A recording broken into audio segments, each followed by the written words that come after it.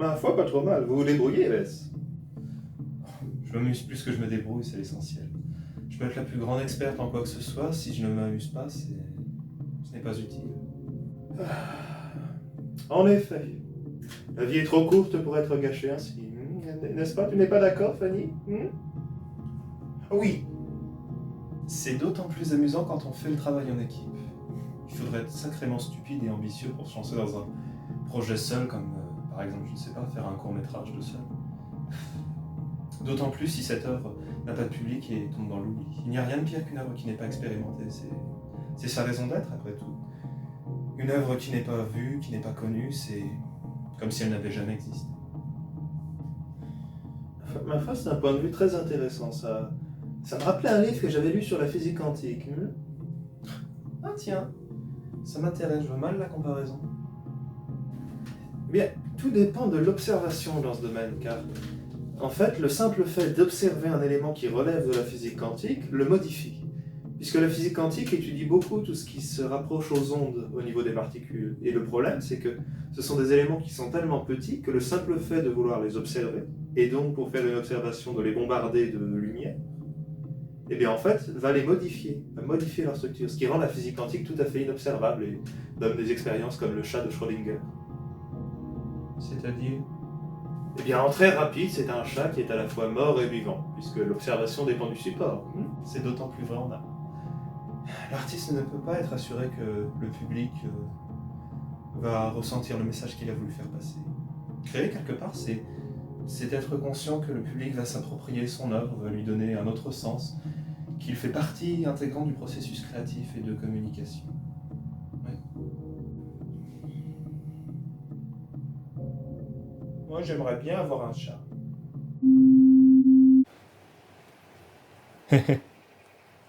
Merci. Vous êtes gentil. Je peux poser une question? Tes amis, quel genre de gens sont-ils? Je me demande, est-ce que ces gens te considèrent comme un ami?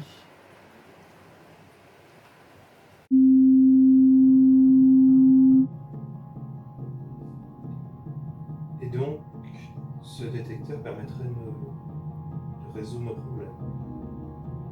Théoriquement. Je fais qu'assembler du bric-à-brac, a priori, c'est opérationnel. La vache, c'est impressionnant, quoi. Oui, écoute, t'emballes pas non plus, hein, rien n'est fait. Il me reste encore des réglages à faire pour paraître un peu plus professionnel. Puis ensuite, j'en serai tout ça, et puis on verra si ça augmente nos chances. Ah, mais je vois. Tu m'épateras toujours. Autant pour avoir autant de connaissances pour fabriquer ce genre d'engin. Et... Non, je suis sans voix. Oui, non, mais je viens de te dire. Je viens de te dire que j'ai fait qu'assembler des objets au hasard, hein, dans l'espoir que ça forme quelque chose d'à peu près cohérent et puis de crédible. Hein. L'alimentation et tout le reste, c'est vraiment pas grand chose. Hein.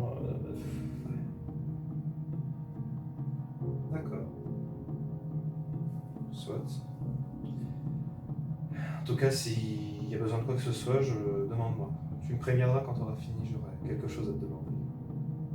D'accord, je pense.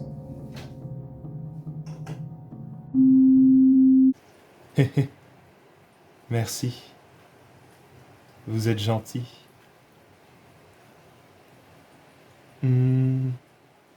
Je peux poser une question? Toi,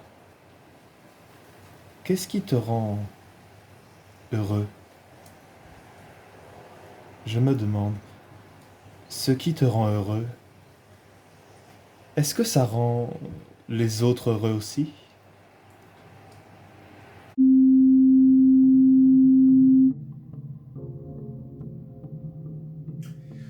Edouard? Hé, Edouard, je sais que tu m'entends.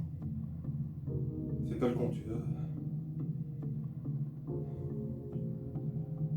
Écoute-moi un peu, s'il te plaît. T'es tout le temps en train de t'entraîner. Est-ce que tu peux m'apprendre comment me battre?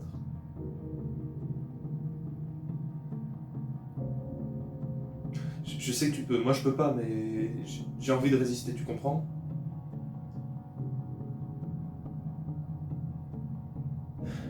Je te supplie si c'est ce que tu veux. Aide-moi, s'il te plaît.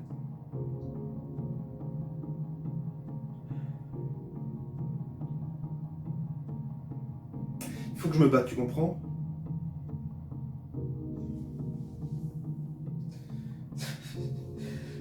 Bon, t'arrêtes de faire comme si t'en avais rien à foutre.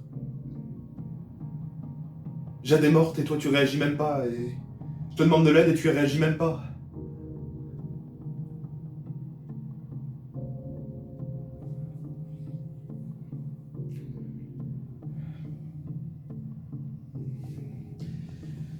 C'est moi l'élément perturbateur.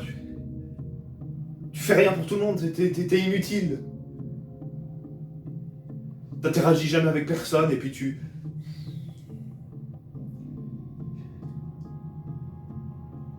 Ah ouais, c'est sûr, ça t'amuse de jouer les mécaniques pour, je sais pas, pour impressionner tout le monde ou peut-être pour entretenir le corps et puis pouvoir friguer dans l'original, mais ça marchera pas. Ça marchera pas, t'es une lopette. Tu finiras comme tout le monde, tu m'entends? T'es une lopette et tu...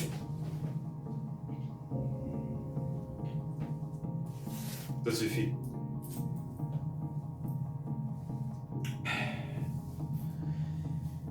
J'en ai assez entendu.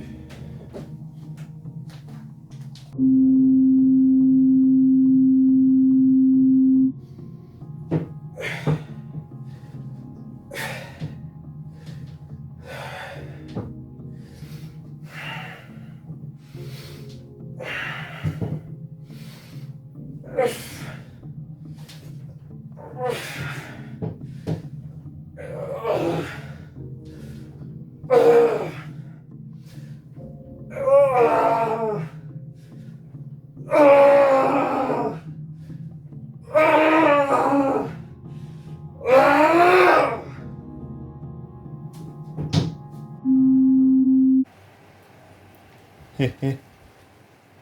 Merci. Vous êtes gentil.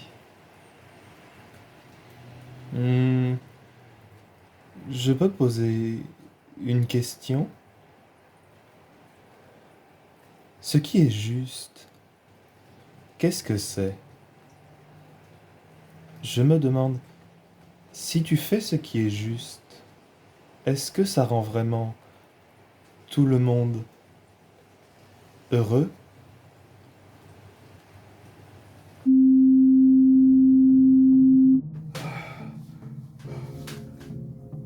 Oh.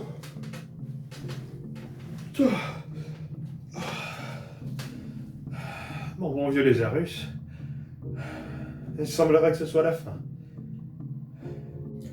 Vous pensez pas que vous exagérez un peu, Victor? Oh, Edward finira par nous tuer à la tâche. Je ne suis plus tout jeune, mon cher. J'ai déjà des cheveux blancs à l'arrière de la tête. C'est vous qui le dites. Mais je doute que ça signifie grand-chose.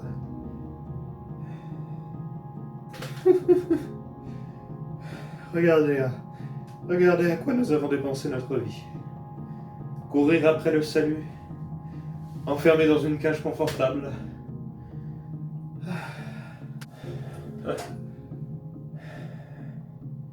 C'est sûrement le pire type de prison. Dans une prison insalubre et dure, on peut s'endurcir et... Oh, jeter la faute sur ses conditions de vie, mais là... Dans une prison comme celle-ci, on a de nombreuses occupations. Et puis... On peut s'amuser, on peut toutes les expérimenter. Et... Au bout d'un moment, on se rend compte qu'on a perdu un temps considérable. Et on est pris de remords. Sauf que là, c'est de notre faute. C'est nous qui avons cédé à la tentation. Et qui n'avons pas eu la force de nous battre. Nous sommes restés dans cette prison dorée et nous avons fait ce choix. Il est d'autant plus difficile de revenir en arrière. Je ne crois pas que Se battre aurait été une solution, cependant. Il nous aurait mieux fallu nous adapter à la situation. Nous étions condamnés d'avance. Ah, enfin quelqu'un qui partage mon point de vue. Vous en avez mis du temps. J'étais en train de lire tous les livres de la bibliothèque dorée. Un peu d'humour en plus. C'est qu'on doit vraiment être dans la merde. Ah, il nous aurait mieux fallu profiter des uns des autres. Au lieu de ça, nous nous sommes séparés en groupes et nous avons abandonné. Nous avons progressé chacun de notre côté. C'est peut-être là l'erreur. Quand on y pense, quand on y réfléchit, cette pièce avait des occupations pour chacun d'entre nous. L'enfer sur Terre. S'attacher à un endroit, ça augmente fortement les chances de passer à côté de la vie. Mais c'est là tout le dilemme. Qu'est-ce qu'une bonne vie? Je me demande. Je ne crois pas qu'au bout d'un moment, on puisse considérer comment dire, que l'on ait fini tout ce qu'on avait à faire dans une vie. Voyez-vous, je pense plutôt que, au bout d'un moment, quand on est assez vieux, notre esprit a été tellement usé par le temps que il préfère lentement et doucement abandonner.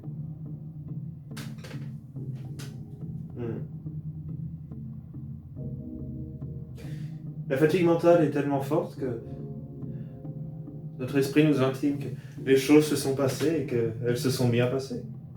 Si elles se sont bien passées, je pense que ceux qui ont regretté leur vie sont nombreux. Regrettable, mon cher Lazarus. Néanmoins, je pense qu'une vie réussie est inévitablement une vie où on a profité d'un maximum de choses.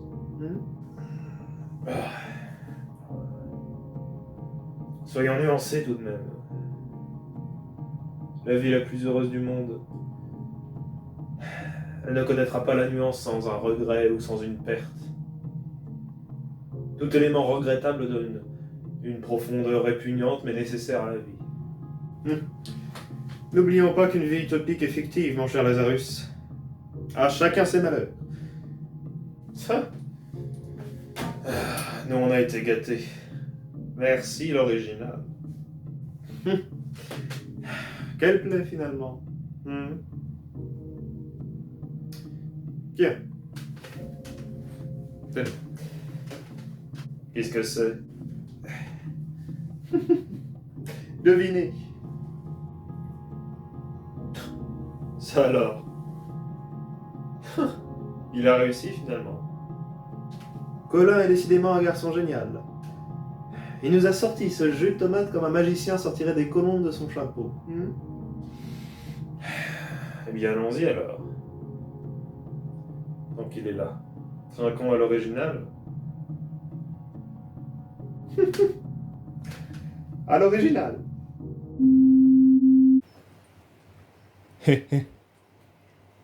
Merci. Vous êtes gentil.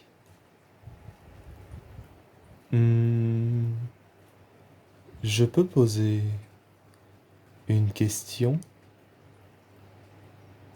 Ton vrai visage, quel genre de visage est-ce? Je me demande, le visage sous le masque, c'est ton vrai visage?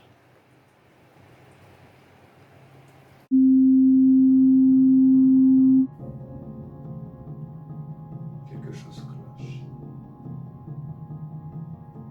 Quelque chose d'énorme.